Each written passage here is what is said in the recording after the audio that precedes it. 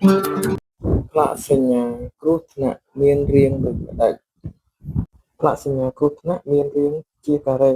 ដែលមានអង្កត់ទ្រូងជាខ្សែឈរនិងអង្កត់ទ្រូងមួយទៀតជាខ្សែដេកជាយក្នុងពណ៌ខ្មៅនិងជាយក្រៅពណ៌សស្ដើង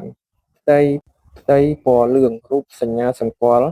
ពណ៌ខ្មៅនេះហៅថាផ្លាកសញ្ញាប្រុងប្រយ័ត្នខាងមុខបាទអញ្ចឹងតើបងប្អូនអត់យល់ពីអត្ថន័យនៃផ្លាកគឺបងអានអត់ងាយនឹងយល់វាទេណាអញ្ចឹងផ្លាកសញ្ញានេះគេហៅថាផ្លាកសញ្ញាគ្រោះថ្នាក់បាទអញ្ចឹងឲ្យយើងប្រុងប្រយ័ត្នខាងមុខបាទមានបាទផ្លូវឲ្យយើងប្រុងប្រយ័ត្នបាទអញ្ចឹងផ្លាកសញ្ញារបស់យើងមានរូបរាងបាទខុសគ្នាបាទអញ្ចឹងបាទពណ៌លឿងគឺផ្លាកសញ្ញាឲ្យយើងប្រយ័ត្នខាងមុខមានផ្លូវខ្វែងបាទពណ៌ក្រហមបាទរូបរាងវារាងខុសគ្នាបាទពណ៌ក្រហមរូងមូលដែរតែពណ៌ក្រហមព័ទ្ធជុំវិញគឺផ្លាកសញ្ញាហាមបាទផ្លាកសញ្ញាបំរាមស្មើនឹងហាមបាទផ្លាកសញ្ញាយើងពណ៌ខៀវបាទរាងមូលបាទផ្ទៃវាពណ៌ខៀវរូបសញ្ញាពណ៌សនោះគឺផ្លាកសញ្ញាបញ្ជាគឺស្មើនឹងតម្រូវបាទដល់ពណ៌បាទខៀវដែរបាទតែ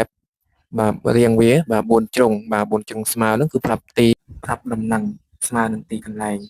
បាទចឹងរូបសញ្ញារបស់យើងគឺបាទយើងត្រូវការចំណាំបាទរូបរាងនិងចំណាំពណ៌ទៅបងអាចអាននិងងាយយល់